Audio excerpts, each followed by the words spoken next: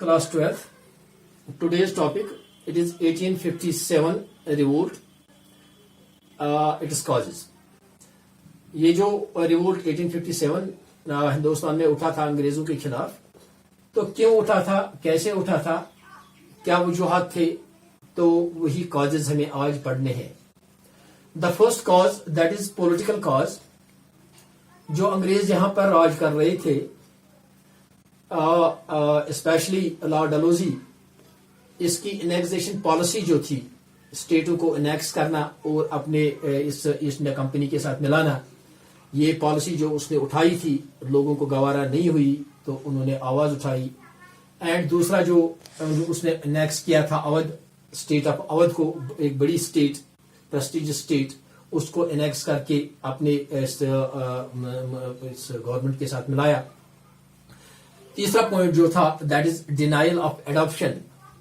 अब उसने एक दूसरा पॉइंट उठाया था कि अगर कोई बादशाह होगा जो और मर गया था, उसके पीछे कोई बेटा नहीं था, तो उसको बादशाह, वो स्टेट जो थी, जिस स्टेट में वो राज कर रहा था, उस स्टेट को इनेक्स किया जा रहा था, क्योंकि अब उन्होंने बिल्कुल कंप्लीटली डिनाइल किया था, वो अडॉप्ट नहीं ला सकता था. जो बादशाह अडॉप्टेड सन नहीं, जिसके पास सन नहीं होगा, वो अडॉप्टेड सन लाता था पहले, तो अब उन्होंने उसको रिफ्यूजल किया था कि वो नहीं ला सकता, क्योंकि जब वो मर गया तो उसकी स्टेट को हम इनेक्स करेंगे. रिफ्यूजल टू कंटिन्यू पेंशनर्स, और वो जो पेंशनर्स मिलता था इन बादशाहों को, उसका भी रिफ्यूज किया था, उसको भी बिल्कुल खत्म किया था. नंबर जिसकी वसातत से जब ये चीजें हुई थी, तो लोगों में गम गुस्सा हो गया था, वो ब्रिटिश गवर्नमेंट के खिलाफ आवाज उठाने लगे. दूसरा point, that is social cause. समाज में क्या हुआ था, बहुत सारी चीजें थे. That is abolition of Sati practice. जो सती प्रैक्टिस थी, इसको बिल्कुल अंग्रेज गवर्नमेंट ने मना किया था. अब कोई ये सती प्रैक्टिस नहीं कर सकता था. तो दूसरा पॉइंट जो है, that is prohibition of child marriage, और बच्चों वाली मैरिजेस जो थे, उसको प्रोहिबिटेड किया था. इसको भी अब वो लोग नहीं कर सकते थे. तीसरा पॉइंट जो था, that is the social cause, widow remarriages. Widow को भी अब रिमैरेज करने की कोई इजाजत नहीं है.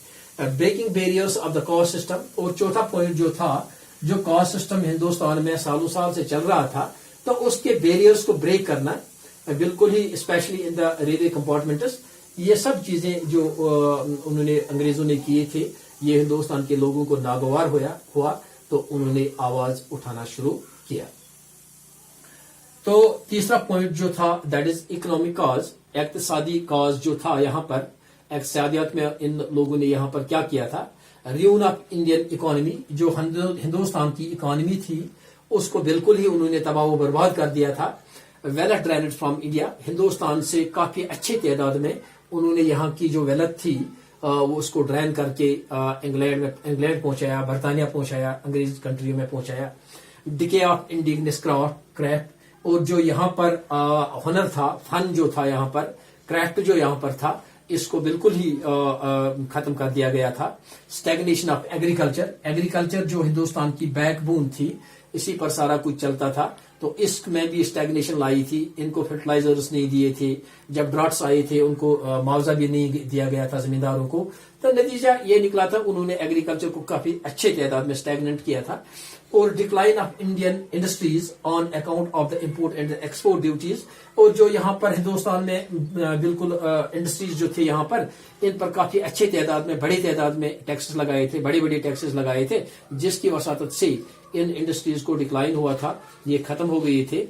तो ये चीजें हुई थी, इकोनॉमिक कॉज यही है. तो इसकी ये जो चीजें हुई, तो लोगों ने आवाज उठाना शुरू कर दिया. चौथा पॉइंट जो है, दैट इज रिलीजियस कॉज. मजहब में अब इन्होंने इंटरफियर करना शुरू किया था. That is anti religious activity of the Christian missionaries. और वो क्रिश्चियन मिशनरीज जो थी, वो उन्होंने अब एंटी रिलीजियस एक्टिविटीज उठाई थे. अब लोगों को जबरदस्ती क्रिश्चियन मिशनरी स्कूलों में लिया जा रहा था, और उनको कन्वर्ट करके क्रिश्चियन मिशनरी में लाया गया था बहुत सारे लोगों को, specially the poor and the backward class of the society in India.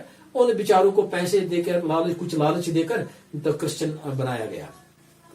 Interference in the religious customs of the people, और जो रिलीजियस कस्टम्स यहाँ पर चल रहे थे, प्रिवेल कर रहे थे हिंदू मुस्लिम्स में, तो इनमें भी उन्होंने इंटरफियर किया था. Displacement of mullahs and pandits from the employment, और जो मौलवीज लोग थे, जो पंडित लोग थे एम्प्लॉयमेंट में, उनकी नौकरियों में, तो उनको डिस्प्लेस किया था, उनको निकाला गया था. नतीजा ये निकला था, लोगों में शरारत चढ़ गया था, उन्होंने ईस्ट इंडिया कंपनी के खिलाफ आवाज उठाई. Fifth point, that is military cause. Cruel treatment of the Indian soldiers, जो हिंदुस्तानी सोल्जर्स थे उनके साथ बड़ा जुल्म किया जा रहा था, उनको प्रमोशंस भी नहीं दिए जा रहे थे, उनको मतलब ड्यूटी पर साल रखा जाता था, उनको छुट्टियां भी नहीं मिल रही थी. Anti religious rule like denial of putting Tilak's and shaving of their beard. और दूसरा पॉइंट जो उन्होंने उठाया था, इसमें जो फौज में लोग थे वो माथे पर अपना तिलक लगाते थे, जो उनके रिलीजियस के मुताबिक था, तो उसको डिनाइल किया था. और मुस्लिमों को शेविंग ऑफ देयर बियर्ड, उनको अब वो जो मुस्लिम लोग थे बियर्ड रखते थे, दाढ़ी रखते थे, उसको अब ये ऑर्डर निकाला कि ये बियर्ड मंडवा दो, इसको मत रखो. And no promotions of the Indian soldiers. और दूसरा पॉइंट जो था, हिंदुस्तानी सोल्जरों को किसी किस्म की कोई प्रमोशन भी नहीं दी जा रही थी. This is the military cause and the military person they oppose this British rule. Six point, that is immediate cause. और जो दूसरा पॉइंट जो अहम काज था यहाँ पर, इमीडिएट काज जिसको हम कहते हैं, introduction of greased cartridges smeared with cows and the pigs fat. अब उन्होंने, अंग्रेजों ने क्या किया था, उन्होंने अब ग्रीसेड कॉटेजेस लाए थे. तो राफेल में जो जब वो मैगजीन भरते थे, उस मैगजीन के ऊपर एक कवर हुआ करता था, जो कवर बिल्कुल काउ और पिग इस फैट से उसको चर्बी लगाया गया था ऊपर से. अब जब उसको उस मैगजीन का वो कवर काटना पड़ता था, उसको नेचुरली दांत लगाने पड़ते थे, और दांत से उसको काटना पड़ता था. जबकि उसमें काउ का फैट था और पिग का फैट था, तो बिल्कुल इन फौजियों को अपोजिट लगा था. उन्होंने सोचा कि हमारी मजहब पर हमला है, तो वो अपोजिट हो गए थे ब्रिटिश फौज के. ये थे causes for the revolt of 1857. Thanks.